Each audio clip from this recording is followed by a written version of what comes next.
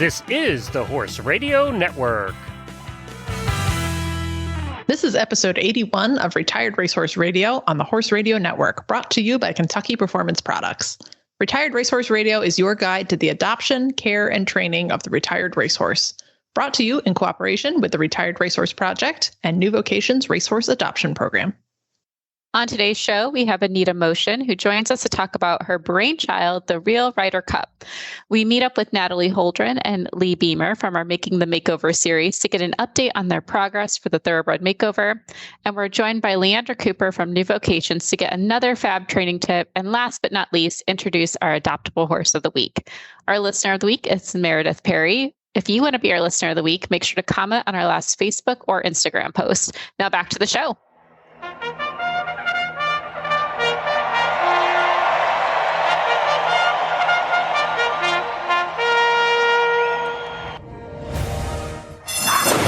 And they're off on Retired Racehorse Radio, the podcast that is your guide to the adoption, care, and training of the retired racehorse. This is Joy Orr in Detroit, Michigan. And this is Kristen Kovach-Bentley from Jamestown, New York, and you're listening to Retired Racehorse Radio. Kristen, it's June, it's beautiful, it's horse show season, and you went to a horse show. I did. It feels like it's been ages. It's like, I went to a horse show, guys. I did it. Well, but I at did. least your horse show hangover is probably cured by now, hopefully. Yeah. It is the longest hangover of all hangovers, that's for sure. Yes. Yeah. And I realized that the part that gives you the hangover is the dehydration part, I think. I mean, between that, the super early morning, the super late nights, if you're doing an overnight stay, who knows where you're sleeping. The tack room of my trailer, actually. It's quite nice. We call it the poor man's living quarters. Maybe it's like the Ritz. I've never been. No, it's not. No. We bought the trailer used. The tack room has a very strange aroma to it, and we just sort of ignore it and go to sleep. So it's fine. Seems safe. I don't know what's going on in red there. Flags. No, not at all. I'm sure it's not like someone else's, like murder RV or something weird, but it's fine. It's totally, you're only sleeping in it. It's fine. There you go. But I mean, all those things aside, I followed you on social media. It's great that you post everything on our Retired Racehorse page. And it seemed like you had a lot of fun and you came home with some awards. We did. Yes. Yeah. We were second of 7 in the other breed boxing, which I realize probably makes no sense to anyone. So to break that down a little bit, typically, I would say probably 90% of the horses you would see at a typical ranch horse show are quarter horses. So I rolled in with my standard bred and was like, what's up? But this show series is super friendly to other breeds. See, I think last year was the first year it ran. And, I brought Jobber and we showed quite a bit and we're very successful. And I think there was one other thoroughbred. There was a couple of halflingers. There were some paints. Someone else had a rescue horse that they were doing the Heart of Phoenix challenge with. So who knows what breed that was. So there was quite a lot going on in terms of other breeds. And the show organizer is just so welcoming with it that she decided to launch the other breeds class this year. So this was sort of the pilot show to see if it got a good turnout. And it did. It had a really good turnout. And boxing is where you show control of a single cow at the short end of the arena. So you get 50 seconds and you just go and you move, stop, and turn that cow. So it shows that your horse has some cow sense and the ability to, step up and work a cow in a pretty controlled manner. So I did that class with Wes. I learned a lot. We did the novice horse class first. And when things started to get a little quicker, he reverted back to pacing, which was cute and very smooth. But the problem is he doesn't have very good breaks out of the pace. Something about the mechanics of that gait, he ends up kind of hollowing out and his head comes up and then he's above my hands and then he has no brakes at all. So we just sort of overshot the cow a lot. But this was his first show. It was his first show ever. So I was like, I have he might come in here and be a complete nervous wreck because everybody all lines up in the middle of the ring and then you all work one at a time. So I was like, he might not even step out of the line. I have no idea what to expect. So I was super pleased. He went up, he worked really well. Just sort of paced his way to failure, but it was fine. We didn't completely lose the cow. And then we came back for the other breed class and I was like, all right, I would not normally do this, but I'm going to very heavily post the trot just to help him find his rhythm. So normally if I'm working a cow, I'm going to sit whatever gait I'm getting. And that's so I can sit and drive from behind and keep up with the cow no matter what's happening. But I realized like I'd rather trot and be behind the cow than pace and then overshoot the cow. So we very deliberately trotted the second class and had a lot more success and ended up second out of, I think, 7, which was great. So he did beat some stock bred horses, some paints and horses that were intentionally bred to do that job. So I thought that was pretty cool. That my little rescue standard bred. Way to go, Wes. Way to represent standard breds. That's fantastic. Did. Yep. He was a very, very good boy. So unfortunately, we didn't get any video from that class, but it doesn't matter because I have. Sometimes it's about just surviving. And it was vlog the next. I have my score sheets, so I know I can prove that we did that well. And then the second day is all the dry work. So the cows all go home on Saturday, and then the second day we do some other ring and pattern classes. So he got a good confidence booster in the trail. There were a couple obstacles he just wouldn't get close to. So we were like, okay, it's fine, buddy. Walk on, whatever. We'll just get in the ring. So no placings there. And he also didn't place in his rail class, but he got both leads of lope. And he was not like, I don't want to say he completely blended in, but we weren't like bombing around, terrifying the other horses. So that was a plus. Okay. The show. You mentioned that he struggles with cantering, let alone loping. Right. Yeah. So the left lead lope, I was like, oh man, like he kind of blended in. He just kind of yoped along and did his thing. The right lead that's a little more difficult for him, and to hold it, he has to go pretty fast. He's just not strong enough yet to be able to hold it and go slow. So we lapped everybody a lot on the inside, but we had a good time and we didn't break to the pace. So it was a good day. And then my husband had been watching so much horse show all weekend that he was like, we were sitting around for lunch and he was like, okay, if I can sink my sandwich wrapper in that trash can over there, I will show in the adult walk trot class. And I was like, oh, that's a dangerous move. Will you now? It was a dangerous bet. Well, what's really funny is that like we tried for a solid 10 minutes, and there's a reason we're horseback riders. Neither of us could get our sandwich wrappers in this stupid trash can. So finally I was like, whatever, let's just go sign you up. So we just got up and signed him up and got him a number. And he had ridden Wes like twice and never really liked him, but I clearly wanted to show enough that he was willing to get on him. So he got like a crash course mini lesson and then went out there and won his adult walk trot class. So Wes's first blue ribbon. Wes had a really good show weekend. Wes had a really good show weekend, and he came home just full of confidence. He's feeling really good about life now. So, and actually so did my husband. So we are in 2 weeks, we are taking his horse to the next ranch show as well as Wes. So nice. We'll have to be following that. So that means anyone listening, be sure to follow us on Instagram and Facebook. We do our best to show what's going on. Yes. Yep. And that will be like good, bad, and ugly. So I'm sure the good will be Eric and the ugly will continue to be me and Wes, but that's fine. I'm going to probably say you both look pretty good, but Eric has been training hard. So, it's podcast recording night. So I'm here recording the podcast, and Eric is at the farm himself working hard to get better for him and his horse. So he'll be showing Regal Justice, our other thoroughbred. So we're keeping the ranch horse, racehorse thing going strong. We can't roll up to these shows with a quarter horse. It just isn't. You're like a mansman at this point. Yeah. Well, I think at this point, everyone's really curious to see what hops off the trailer next. Like they were already like, oh, she brought a thoroughbred last year. And now they're like, what on earth do you have now? So who knows what I'll bring next year? Maybe it'll be time to branch out into Mustangs or something crazy. So. I know. I mean, off topic, but I just learned about Russian warm bloods as a thing. They have a Russian trotter too. So maybe we could do that. There you go. That's probably what you need to find is a Russian trotter and just really blow their minds when you bring it in. Well, my weekend was not as eventful, but equally confidence building. So Astrid and I are back in lessons. We're back in full work since my back injury, and it has been so much fun. I mean, I shared a little bit on Instagram. I see you guys all really enjoy her acting like the feisty, spicy bean that she is. I saw a lot of those likes. But no, I do those videos in laughter because I do really enjoy her. She's never been overly difficult to ride or anything like that. She's just expressive. And she's learning to balance herself, but she kind of like Leigh talking about her mare, like she tries so hard. She really puts her whole body and soul into anything that I ask, and she just tries to figure it out. So it's been really enjoyable working with her and both of us working on our fitness. We'll tell you our first like hour lesson back, Kristen.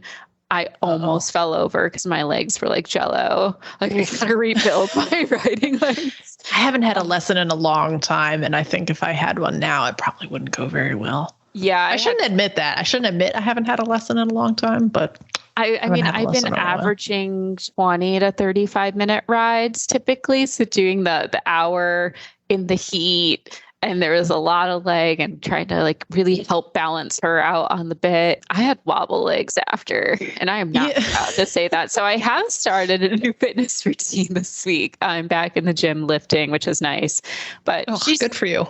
Yeah. She's just been so fun. And she remembers each thing we worked on. So like the first ride was pretty difficult as we were trying to like refigure each other out. A lot of falling in at the shoulder, a lot of quickness, a lot of whinnying because we were in a heat cycle. Yeah, she's actually not marish at all. She just whinnies and that's it. So it's very mild. But the next time, you know, she settled more and like tried to find her balance and tried to get confident in that. And then by the next ride, we're going deeper in the corners. And so she's maintaining something each ride and getting stronger. So I'm hoping to do an online dressage show in June, just because I don't want to over push her and potentially risk injury since we're both out of shape. And then hoping we'll do some offsite things in July with our eventing team. I'm not eventing. Me and my horse are potatoes, but we will tag along just for the off-road experience. Oh, yeah. Yeah, it's just a big elaborate trail ride. Exactly. In our eventing group in this area, like you can just do the dressage portion if you want and do kind of like your own custom test. So maybe if we're all feeling really good at that point, but she hasn't been off property in a minute. So we'll just be happy to get the miles. You know what I like, Joy? I think you and I together represent the range of every rider. You're working hard in a structured lesson program and going to the gym, and I'm like riding my standardbred around, surviving. Cows. That's a gym workout. Yeah, chasing my cows, surviving on like Spite and White Claw, and like that's how I get by. So that's a true English and Western setting. Sometimes if it's a good day, the cows also have a White Claw. So it's fine. I really love that we can, show the diversity on the show. Yeah, that's it.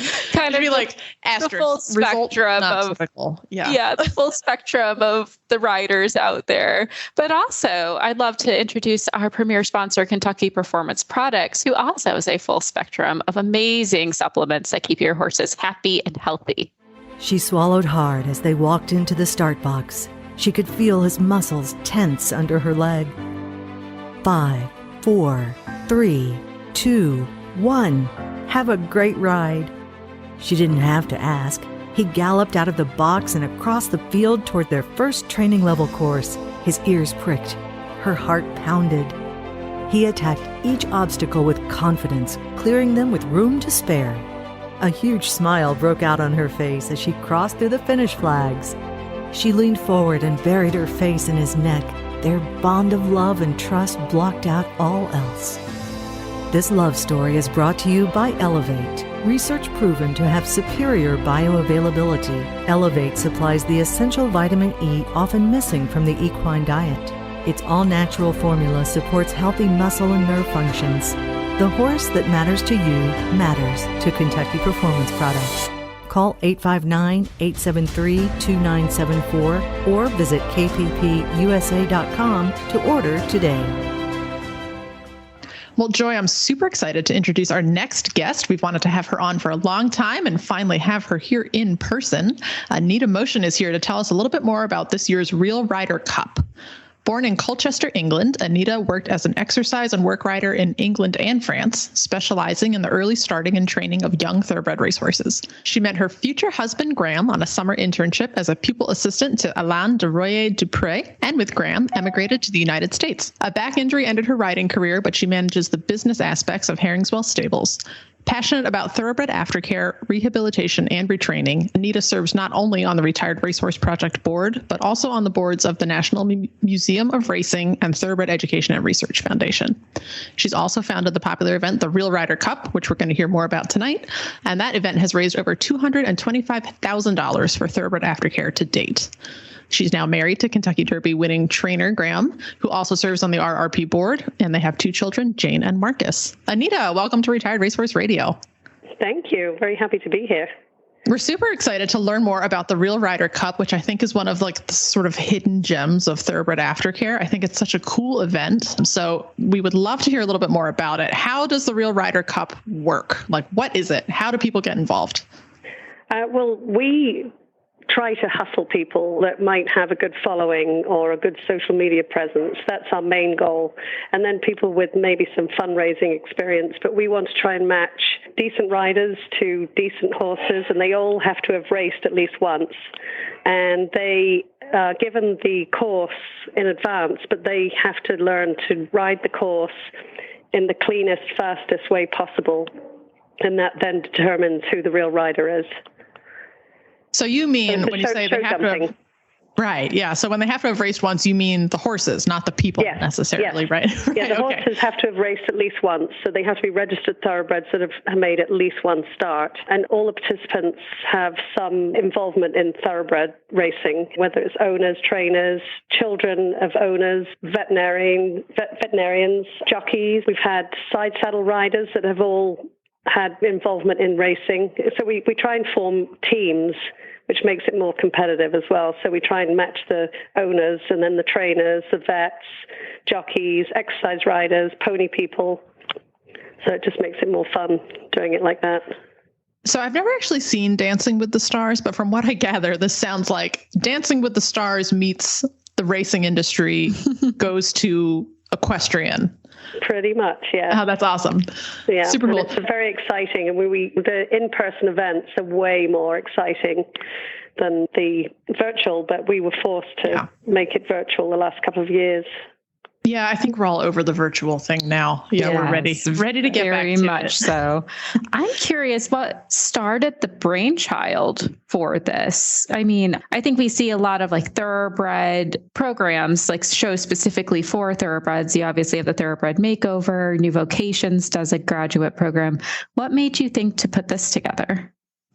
Well, actually, it started at Plantation Field, which is usually on the same day as we have it now at the Fairhill Thoroughbred Show.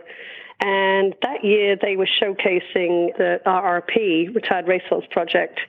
And they came to me to see if I could figure on doing some kind of event or something with thoroughbreds, or try and introduce them to Thoroughbred Connections to showcase horses at the event, which would be the day before. I think it was on the Friday night when they have a party before the cross country and everything.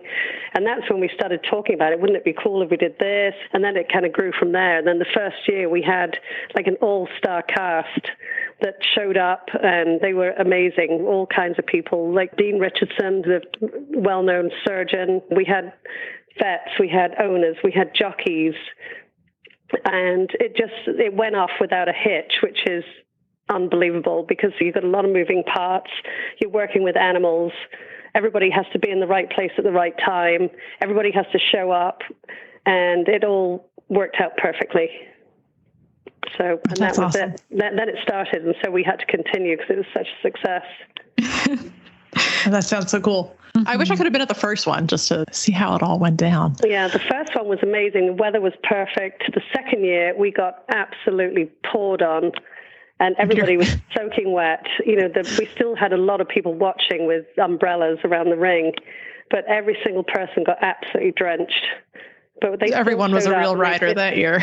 Yeah, exactly. And it just, the morale and everything was incredible. And everybody just did what they had to do and showed up on time. And that's the most important thing when you're doing a live event. Everybody has to show up with their horses and the people. You know, they were flying in from Kentucky, from Rhode Island, from Canada. And it was amazing that everybody just showed up when they were supposed to.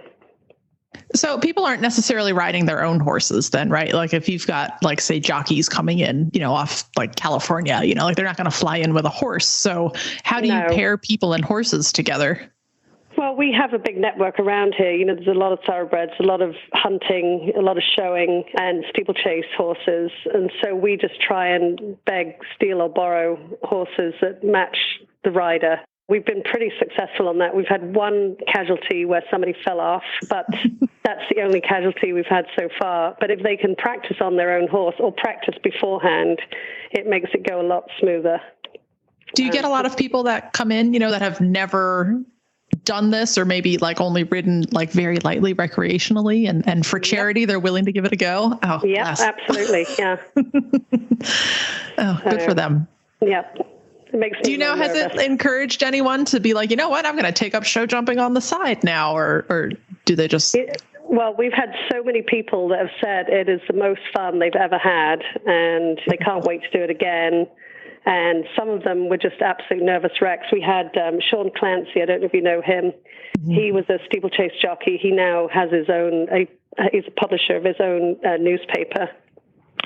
And he said he was more nervous doing that than he was ever when he was riding races, because he had to do it in front of everybody, and it was pretty funny. But he also said it was, one of the most fun he'd ever had, other than the fact that he was a nervous wreck. Oh, good for him. That's amazing. Well, and it's cool because we're always talking about, especially, at the RRP, we're talking about ways to bring together the racing industry and the equestrian industry, and off-track thoroughbreds are one way to do that. But this is like directly bringing in the racing industry and saying, this is what we do with our OTTBs, and you can have a little taste of it. And do you think it's helping to sort of create a little more mutual understanding there between these two worlds? I think it is. And the riders they all wear jockey silks, and a lot of the silks are pledged by owners. And each rider has to raise a minimum of $1,000 in order to compete. And some of them go way over and beyond. Last year, I think we had somebody raise $9,000. And just the reach that each person, we try to choose people that have a bit of a reach. And then it's basically up to them. We give them all the tools to fundraise. But then it's up to them individually, and you'd be amazed, because I get all the emails as the donations come in, and sometimes it'll be 50 donations a day from all over the country, all over the world, actually. We've had international donations as well, which is pretty cool, and they've talked about possibly duplicating this in England. So, oh, that'd be awesome. Yeah. Would you fly back over to go help get that one going? Depends when it is. Right. That'd be so neat. So yeah, I would imagine with everyone's personal networks and their own circles that they're running, and this is really helping to just expand the conversation about aftercare as to not always just be the thing that we put money into, but it's like, it's this thing that we're riding for and doing something very unique for, which I think is a cool way to bring it in front of new audiences and challenge everybody a little bit too, right? Right. And the build up to the event, we try to promote all the things that the horses have done and the people have done, and try and celebrate that as well. Oh, fun. Some of them haven't won any money. The horses haven't won any money on the racetrack, but then they've gone on to lead pretty amazing lives. And again, the people involved as well. I'm personally curious if you've had like a rider who was kind of a big name that you remember, or even a horse that you're like, I'm so excited this horse is participating in the Real Rider Cup. Is there anyone who stands out for you over the years? Let me think about that. Well, we had Aaron Grider last year. That was virtual, though. I mean, the jockeys that have done it. Let me think. I mean, Ichabod Crane, who we own, he did it, and that drew a lot of attention. He's done it twice, actually. He is a cool horse. The big-name horses, I think, more so than the people. Mm-hmm. I can't even think, to be honest. But it's always fun, because I've worked now in this branch of the racing industry and aftercare for long enough that I'm starting to recognize more and more of the names. And I'm like, this is just such a fun kind of who's who, especially in racing media, since I work in communications, just to see a lot of these folks come back and give this a go. So excited to see who participates this year. What's different about this year's format? Well, this year we're doing 2 events. So we're actually doing one in Kentucky, and then we are doing one the same in Fair Hill on the normal date, which is, I believe it's September 16th. And then we're doing one in Kentucky on July 9th. Which hopefully, when we do the September one, it's really difficult for the Kentucky people to come up because it's right in the middle of the Keeneland sales. So we're hoping that if we have 2 events, we can get more people to join that they don't have to travel, because we've had to ship horses from Florida, from Kentucky. So hopefully it'll make it logistically easier for people to compete. Oh, that's amazing that people are coming with horses that far. That's what I was going to say. So smart, and definitely cool that there's that much growth in the program. Oh, that's awesome. Do we have a fundraising goal for this year?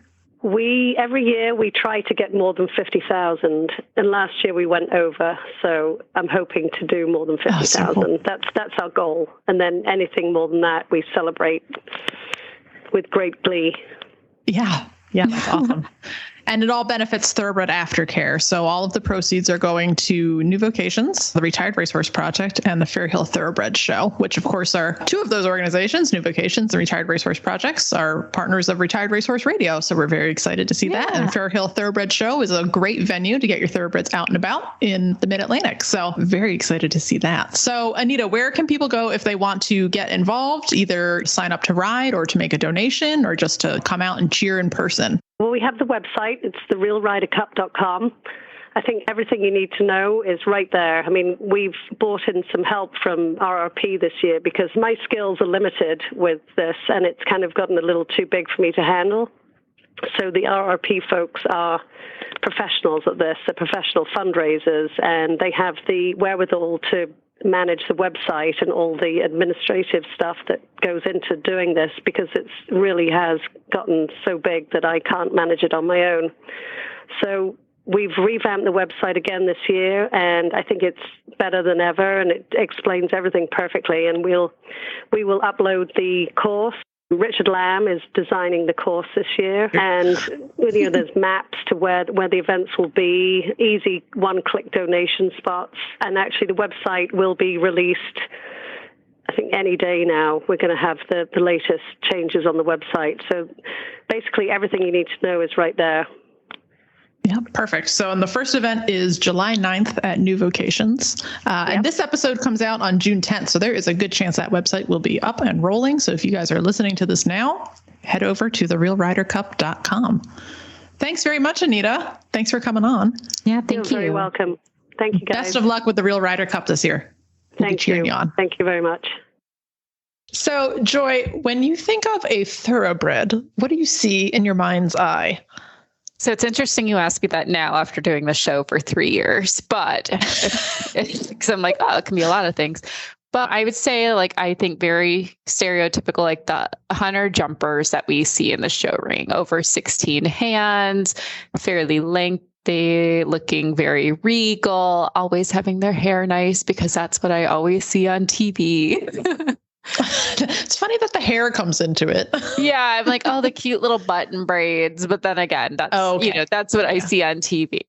Yeah, that's what you see in the. But that's my, when they weren't on the racetrack, that was kind of what I always thought of, like a thoroughbred, just this big, athletic looking horse. Yeah, and it's funny because I'm kind of still the same way, despite, like you, being in a line of work in which you see a lot of different kinds of horses. And I own two extremely different looking horses that I think when you look at them next to each other, you're like, oh, the bay one looks like a thoroughbred and the chestnut one doesn't. But then you take the chestnut one to a quarter horse show and then you're like, oh, okay, that's different. That's something else. Absolutely. Even my thoroughbred, who's technically more hunter built, she's only 15.3, and most people when they look at her think she's half Arab or half quarter horse. They don't think she's full thoroughbred. And there's so much range in the breed, and it's such a versatile breed that I almost wonder if not that we've gotten away from a type, because I still think that there are the classic sort of route distance looking types, but there's such a range of sizes and then of course of distances that they're running too. So for our upcoming summer issue of Off Track Thoroughbred magazine, which is a quarterly publication of the Retired Racehorse Project, my article that I was working on was exploring some of these regional differences in these state bred programs and looking at, we had this theory in our mind that some of the states are breeding little compact, quarter horse types. Yeah. So we sort of set out to see if that theory was true or not. And I'm not going to completely spoil it because I want everybody to go read my great theory and all of my research that I did in the summer issue. But it's definitely something to consider. Okay, if the state programs tend to be offering a lot of sprints, which came first? The tracks offering sprints or the breeders breeding sprinter types? And that was something I never quite got to the bottom of. So if any of you listeners have a hot theory on that one, definitely shoot us a note because I am curious. But, like what's your local track, Joy? Do you have one? We did. It did close though a few years back. So probably the closest one, probably in Ohio, but they're running shorter sprints over there. Yeah, that's what I was going to ask. Yeah, are they running sprints? So then the question is like, okay, we tend to start thoroughbreds at shorter distances. So do these horses just never extend beyond the one turn, or are we actually breeding sprinter types? Or, it's a lot of chicken and egg in the thoroughbred industry, and no one seems to know for sure. So yeah, it was a really interesting topic to explore. And I spoke with breeders in Pennsylvania, Louisiana, and Alberta, Canada. So I got all over North America to talk to these folks. And it was really interesting to chat breeding programs in all these different places, and how influential Kentucky is, because we all assume, right? Like, oh, Kentucky, and the bluegrass, that's the heart of the thoroughbred industry. But only about 40% of the annual thoroughbred crop is born in Kentucky. Really? See, I didn't even know that. Yeah. See, like you'd assume it was higher, right? Like, you like drive around 80, 75. Right. Exactly. Yeah. I was really surprised by that statistic. So, I kind of set out to figure out like, where are the other 60% coming from and what kind of horses are they? Yeah. Well, it's interesting you say that though. Like I look at our Ohio track and it does seem like the horses who start to show more potential end up racing in Kentucky. Like they no longer are racing at the Ohio tracks. They're going to these bigger stake races. So I'm really excited to read this and see even where my horse kind of falls into all this. Yeah. Now, what state was your horse bred in? She was born in Kentucky. Interesting. So I have an Ontario bred and an Indiana bred, and they're two very different horses. So look completely different. Yeah. But they both petered out around the sprint.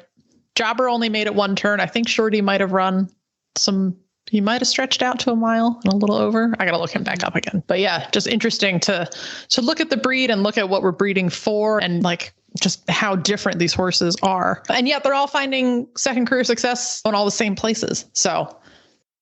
Very cool. Well, how can people obviously find the magazine to read your article? This is actually a great time to sign up for a subscription because it means that you will get that summer issue to your mailbox. That issue is going to go to print at the end of June. So you can go to therrp.org/join and get signed up for a subscription today. If you sign up for a subscription, you will get instant digital access to the entire back library of magazines. So you can read every single magazine we've ever put out.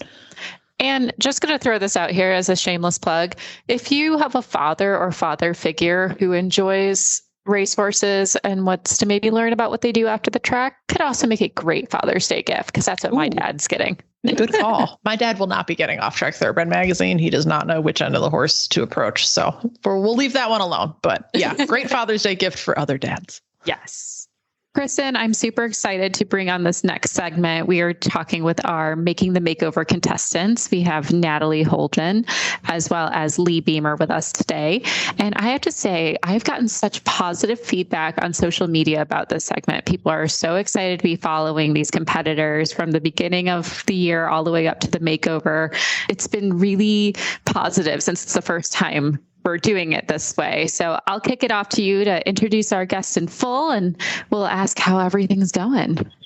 Yeah, so we have met both of these riders before, so we're just going to quickly introduce everybody again. Natalie Holdren is one of our junior riders participating in the makeover this year, and she is coming in with horse Templemore, who was adopted from Mid-Atlantic Horse Rescue in Maryland. And we also have Leigh Beamer, who has the coolest horse's name ever with Hot Girl Summer. So she is back with us again tonight. So welcome back on Retired Racehorse Radio, ladies. We're super excited to have you. Thank you. I'm excited to be back. Yay. All right. So we'll just do a quick little refresh of what you guys have been up to the past month. So Natalie, we'll kick it off with you and Tempe. What have you guys been up to? We've been keeping ourselves very busy. So we have done our little eventing series with St. Augustine, and we were fourth in our elementary division. And we've also been showing at the CBHSA shows. Those have been going very well. We've gone to two of them, and we have just grown a lot over the two shows. So I can't wait to see how much we continue growing. He's just really settled into, okay, I've gotten to this show. Okay, I school. And then he starts to really relax. Our first show was a little bit of a struggle with just getting him to relax in the show arena because he just hasn't had that experience. But the more shows we go to, the more he's been relaxed, and it's really just been going phenomenal. I couldn't have asked for him to be any better. How have you fit in that many shows, girl? That is crazy. I know. All right, Leigh, how is it going with you and Finn? So we had our first show, May 7th. We've only made it to one show so far. It's kind of hard to get out there when you're working full time, but you know what? She did so well, and she was kind of excited to be there. She loves to holler and let everybody know that she has arrived. So lots of talking from her, but we did really well. We did intro A and B dressage tests, and we got 62 and some change on both of those. Wow. So I was super proud with how she did. And it was just amazing to watch her progression from the first test to the second test and see her relax into that new environment a little. So I'm super proud of that little girl. And we're still trucking away here at home in the meantime. I love That's that. fabulous. And So Natalie, don't grow up because you'll run out of time to horse show. Is what happens. Yeah. Like the rest of us. I know. Well, I quickly did some snooping on my own before our call, and just seeing the photos for both of you. You know, it's nice. Leigh, you have your blog, and Natalie, you've been keeping up on Facebook. It shows how much work you are putting into these horses, because they don't look like they're at their first shows. I would like to make that clear from the photos. No, they look super professional. Everyone looks like they've been doing it their whole lives, which is exactly the goal. So all these field trips you guys are putting in are paying off. I have to ask, and I'll start with Leigh on this one. Did you find, like, at the show, what was your biggest challenge? I mean, there was some relaxation, but I think you had mentioned that there were some fears of trailering beforehand. When the last time we met with you, did everything go smoothly? So she loaded excellent to leave the farm, which, knock on wood, has never been a problem. And when we left, she was a little hesitant at first, which kind of put me on edge. But also my husband did park the trailer on a hill. So it was like a massive step. And I was like, hey, you know, like, she's a little girl, so let's move this trailer. She was still a little hesitant, but then I put out what I like to call fake dinner, which is like her dinner pan with a handful of feed, and got right on. So fake dinner does the trick when nothing else does. I love it. So we made it home. Yeah. I love fake dinner. I mean, I would call it a snack for my horse, but fake dinner is a really fun term as well. Well, thank you. Natalie, what about you? Did you have any challenges that were expected or non-expected for your first show? We definitely, other than relaxation, we get very distracted because in Tempe's mind, everyone's here to be best friends with him. So we did struggle with our first show. We just wanted to see everything and everyone and meet every horse, everyone we could. And we were a little disappointed when we realized we could not sniff everyone's butts and we could not meet every single horse. And I think that really took some time to help get us focused on our job that we were supposed to be doing rather than looking for our friends or trying to make new friends. I think that was probably our biggest struggle. I love that. He sounds like a puppy. I do love that. Like, my thoroughbred's the same way, though. And I have to sadly tell you, she has not grown out of that, but hopefully Tempe does. I think he's just such a puppy dog of a personality that we were kind of had that expecting that going into it. And he's kind of started to move out of it, but still every show we go to, we like to see if we can meet someone new or make a new friend. So. What a curious guy. He's just got a good, outgoing personality. So that's fine. Well, that's good, though. It sounds like going to all those shows is probably the best thing for him. Like, it's going to be okay. You can meet more horses and then, move on and do your job. Nice. Well, so what is the thing that you guys are the proudest of? Natalie, we'll start with you. Like, what's like the best achievement to date where you're like, this is the best thing that's ever happened to this horse. I'm so proud of him. I'm definitely really proud of him. So for CBHSA, we do the junior equitation for me, and then he does the Thoroughbred Hunter division. And our junior equitation division is at the 2.6 height. And we did our medal at the last show, and we were 4th or 5th place in his second medal ever. And I was he was always listening to me. He was able to make the tighter rollback turn, made a clean eck round, and was just so collected, and he made it easy for me to equitate. And I was so proud of him for that. I was like, even if we don't place, this was probably the prettiest course I've laid down on this horse. I was so enthralled with just how well he was listening and how well he's already picked up the equitation medal, and can't wait to see where else it's going to take us this year. Oh, that's awesome. He sounds like a great partner already in the making. Yeah. I was just like smiling the whole time. Like, that's what it's about. Thanks, Natalie. That's what we want on the show. All right. Well, that was a tough act to follow, but we'll let Leigh also share. What are you the proudest of? I'm so proud of her. I had never been to a show either. And just Wait, ever? Like ever? Well, I showed my miniature horse in halter, but I've never ridden a horse at a show. Yeah, that's a little different. I feel like it's a little different. For both of you. Oh, that's so cool. Yeah.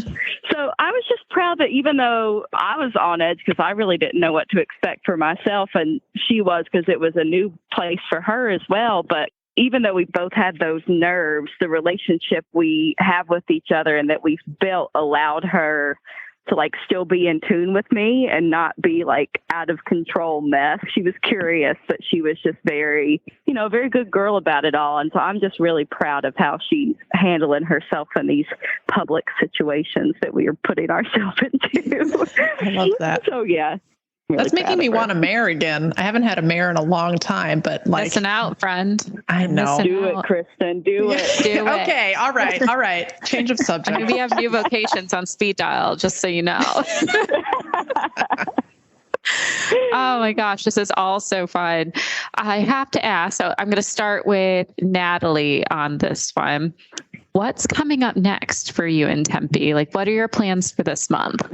So we have, hopefully, we're still kind of getting the details together, but possibly a turf clinic at Mid-Atlantic.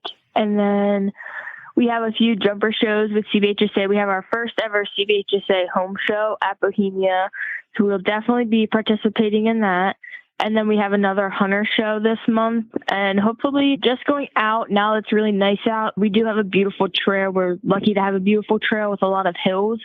And we also back up to Windback Farm. So hopefully a lot of trail rides and hacking out in our future, because he loves it. I prefer to not be in the ring if I don't have to be. So I'm so happy the weather is finally breaking and not pouring every weekend, so that the fields, our trails aren't super muddy, so we can finally go hack out and go enjoy ourselves, be able to go trail ride through Windback, which is gorgeous. And that is a lot too. That helps keep him. There's so many things going on. So that's also really helped like his focus. So that's what I'm most excited for upcoming this next month. I love it. Sounds like you have a full schedule, and you must be out of school at this point, right? Yeah. So that's how she's doing it, Kristen. Aha. My last day of school is in June. So May, with all the horse riding, I've still been in school, but last day of school is next week-ish, like June 10th-ish. So right when this comes out. So congratulations on your newfound freedom by that point. All right. Well, so what about you, Leigh? Because you're a school teacher, right? So you get today some was freedom my last up? day. Oh, nice. Yeah, so this is a good way to end the day talking to you all. As far as June, though, it's been, kind of a low-key month, in my mind at least. Hoping maybe we can trailer out for a lesson or two and maybe go to a few friends' arenas locally, but no big shows planned, just kind of keeping it chill and working some more on her development at home this coming month. It's my plan, at least for now. Yeah. Enjoy the long days and good weather, and hopefully gas prices come down a little bit too. And then all those field trips don't hurt so much. Oh, yeah. Yeah, we're not going to talk about that right now. Yeah, that's true. This is an uplifting, happy podcast. Segment. Yeah. No gas prices. Oh my gosh, this has been so fun. I have one final question for each of you. And I'll start with Leigh. What has been the biggest surprise you have found in your horse so far in your progress? Oh, goodness. That's a tough question. Like, good surprise or bad surprise? Whichever. You can take it any way you want. Yeah. So her willingness, of course, is a surprise because I haven't experienced something so willing before. But bad surprise, she has been a little fussy lately. So, of course, the vet is coming out this week to give her a good look over and make sure everything's okay with her. So hopefully that all goes well. I always get really anxious about things like that. So that's kind of a bad surprise. Hopefully it all goes well. But other than that, I mean, she is just, the way she picks up things is incredible to me. And I'm very thrilled that she is my partner. So, that's good. Well, fingers crossed it's nothing major. Absolutely. And she's ready to rock and roll all summer long. Yes. How about you, Natalie? What's been the biggest surprise you found in Tempe? Definitely, I would say his versatility of what he can do. So we just did the Mid-Atlantic, had their benefit show, and we originally got Tempe to be a hunter dressage horse, but he's proved himself in not only that, but in the equitation, in being a confident trail horse. We showed in the eventing, and we were champion in the event horse type, and we were reserve champion in our hunter division. So overall, I didn't know that he would be able to be so versatile, but he can switch from all the different rings. And I absolutely love that because I'm always down to try something new, do something. So to be able to have a horse who's also down to try anything new has definitely been the best, good surprise ever. Nice. I love it. Well, this has been such a fun segment. I always enjoy speaking with both of you. And I don't know, Kristen, I have to say, I feel like it's only going to get better as we continue on. Oh, for sure. I'm also now these are our horses now. So y'all take good care of our horses until we meet again. Of course. And we cannot wait to selfie with you guys at the makeover. I know. It's going to be so fun to meet everyone in person. Yes, I'm looking forward to it. Yeah, I'm very excited. Yeah. Wonderful. Well, thank you both again. And then we will be in touch soon and see you back in July. Thank you. Awesome. Sounds great. Good Thank June, you guys. girls. All right. Thanks. Well, it's everyone's favorite part of the episode where we have Leandra Cooper from New Vocations join us to give us some fabulous training advice and introduce our adoptable horse of the week. Welcome back, Leandra. Well, thanks for having me back. Of course. We love having you. We know you're a fan favorite here at Retired Racehorse Radio. And speaking of, I have a great question for you that I think a lot of our listeners can relate to. What would you recommend as tips to help balance out the horse who is dominant to the left or right? Those one-sided horses are one of my favorites as far as challenges go. That challenge is one of my favorites because you can have a lot of fun with it. But I guess also that's a very subjective kind of fun. So we'll just say I have a lot of fun with it. Fair. But, working with horses who have exclusively known careers on the track, when they come to me, you see quite a bit of imbalance. And it's not always just directionally to the left. Sometimes they can have asymmetries that mean that they favor it for an underlying reason. So I always like to say that's a great place to start. Watch how your horse moves. You can have somebody else walk the horse even in circle both directions, or if you're lunging, or if you're watching somebody else walk them away from you towards you. So look for the things that can actually explain if they have a particular affinity for one direction, or they like to pick up a specific lead each time. Sometimes that's because they might need a chiropractic adjustment or they're sore. So always look for those explanations first, because from a training perspective, I would say one of the best things that you can do is work on counterbending and lateral work. And that's where I say that I have a lot of fun with that, because you can really learn a lot about a horse and yourself, because we are all kind of asymmetric in different ways too. So I struggle more going to the left. I always have. And so it's something that I've always worked on counteracting myself. And I know that I have that influence on horses too. But, fortunately, many racehorses are a little bit stronger to the left. So you balance each other out. But I would say even a slight tilt of people tend to want to have this little inside bend, and you can if you're noticing, even if you're not trying to do that, that your horse kind of bends one way or another, you can do a counter bend. And that doesn't need to be very dramatic. You're just looking to see the corner of their eye and then support it with your, whatever you're tilting your head to, inside leg by the girth, your outside leg to sort of opposite, outside being whatever is opposite of the way that you're trying to tilt their nose, being a little bit behind the girth. And then setting like patterns for yourself. So I like to start on the quarter line and ask them to leg yield in and out. You can also work on a circle and counterbend on a circle and get them to shoulder in and out.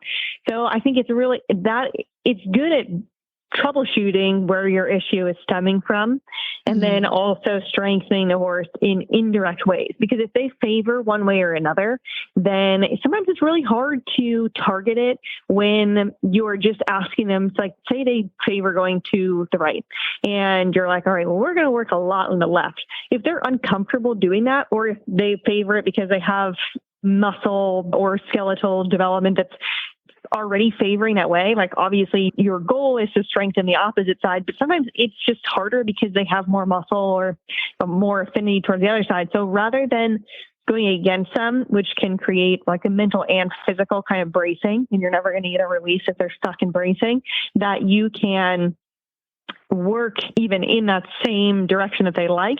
But if they're really struggling, to get them to strengthen the opposite, those like contralateral muscles, so that they can more comfortably mentally and physically warm up to the muscles that are needed to travel correctly the other way. Because every horse is going to be like the same way that we have sort of a left or right-handedness, that a lot of horses just have one way that they have favored and then get strengthened. So it's all about strengthening both sides of things, but it's normal for them to kind of be better one way or another, just like people. And then sometimes, like I said before, our strengths and weaknesses can transfer to them and either amplify or make more difficult the issues that we're seeing in them. So doing things on the ground and recognizing what you're seeing independently of them, and then the way that you feel on them, are both really important aspects of it. I think that's all wonderful advice. I'm going to tell you, the counterflexing is not what I think most people doesn't come to mind for me when you want them to go pretty much the opposite way.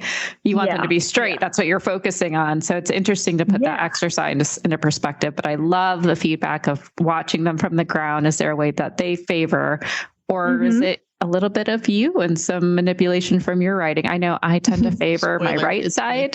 Yeah, I tend to favor my right side quite a bit. My poor horse is a champ for putting up with me. Well, it's a team effort.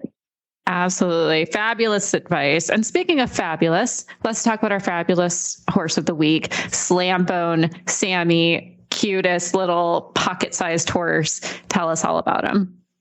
Well, I love these pictures because it's hard to get a sense of his actual size, because he really is like a pocket-sized guy. At just 15 hands, he is absolutely precious, and he has this beautiful long forelock. So it's like his small stature. We have these yokes on the stall front, so it's like he kind of just barely comes over that, and then he just has this most beautiful little head. I always think of like Mary Legs from Black Beauty, but like the chestnut version, where he's just the cutest thing, and he has that sweet disposition to match. But under saddle, he's a horse whose stride will surprise you. Like at the canter, he has this big boy stride. So even though he's small, like in the video that we have posted on his profile up on our website at horseadoption.com, you'll see the rider. We have one 5'2" rider, and she fits perfectly, but I'm also 5'7". I've got 5 inches on her, and I don't feel out of place at all on him. And when he steps up at the canter, he has this big stride to him, but it doesn't feel like he's rushing through it, which I think is pretty exceptional when you have a smaller horse, one who like you could send into a hunter ring.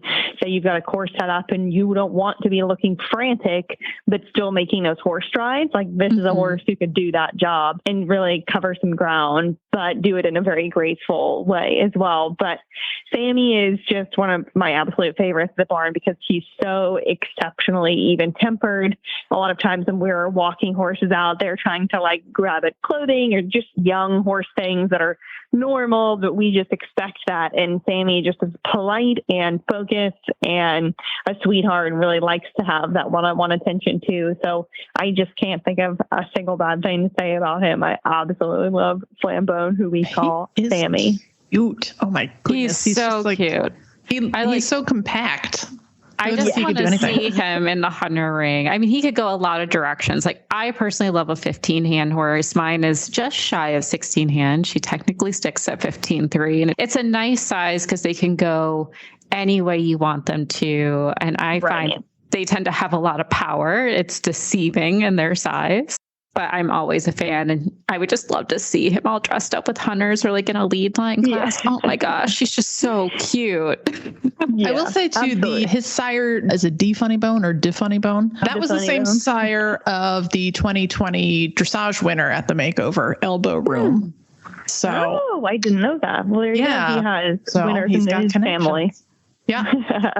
Yeah. And he looks like he could use all that power and big stride in the dressage ring. And I'm a ranch rider. So of course, I'm like, give me a 15-hand little pony any day. Like, I know he really could go Western. He has a nice size for it. He's nice and compact, but still like carries himself well. And he's soft, which is nice to watch in his videos. You can tell he lands fairly softly. And I mean, Sammy, of course, being as great as he is, always comes at a price. And New Vocations is known for being so expensive. He's $1,000, guys. He's practically free. You can have this cute little Barbie horse in your barn for $1,000. Oh, Sammy. Yeah. And that's name. We have these different sort of pricing tiers for adoption fees. And because he's a little bit smaller, he's in this lower category because to many people that's seen as like a less desirable height. So we're kind of trying to help him out there. Here's a horse who obviously we know its value is much, much more than that, but we're doing our darndest to just try to make it easy for the right person to find him. Hopefully he's got his right person out there coming to find him pretty soon. But I just absolutely adore this horse. I think he could go in a lot of different directions, like you guys said too. And I'm excited to see what he does because you can't not love him. Like he's gonna just to make somebody the happiest. I mean, like one of his photos has someone kissing him on his nose and he looks so happy about it. Like this is a cuddly horse. All he wanted to do the whole time was cuddle. And he is like, I'll stand here and be good for the pictures. But it's like anytime that you just let him do what he wants, he would sneak up to you and be like, can I just touch you? Will you love me? He's the best. I love those horses. You'll check out Slambone, all the other horses at horseadoption.com. Leandra, it's always a pleasure having you. And someone take him home and then message us when you do, because we want to follow him. He's cute. Yeah, we can vicariously adopt him through you. Yeah. So. Yeah. Hit us up. Awesome. Thank you, Leandra. Thanks for having me. You can find our show notes and links to today's guests on the website at retiredracehorseradio.com. Like us on Facebook and Instagram, just search for Retired Racehorse Radio. Follow us on Twitter at Horse Radio. I can be found on Instagram at The Horseback Rider, and you can follow along all of my Racehorse Ranch adventures on Facebook at Jobber Bill, Racehorse to Ranch Horse. My email is kbentley@therrp.org. Let me know if you've got any ideas for guests or show topics. You can find me on Instagram at the Foodie Equestrian, as well as TikTok. And my email is joy@horseradionetwork.com. Again, just like Kristen said, feel free to send us any guest ideas, topics you're interested in, or just say hi. I'm cool with that too. I'd love to hear from you. It's always great. Thank you so much to our sponsors, Kentucky Performance Products. And don't forget to check out all the other shows on the Horse Radio Network at horseradionetwork.com. Remember to set your goals high and love to learn from every ride. And add more leg. Bye, guys.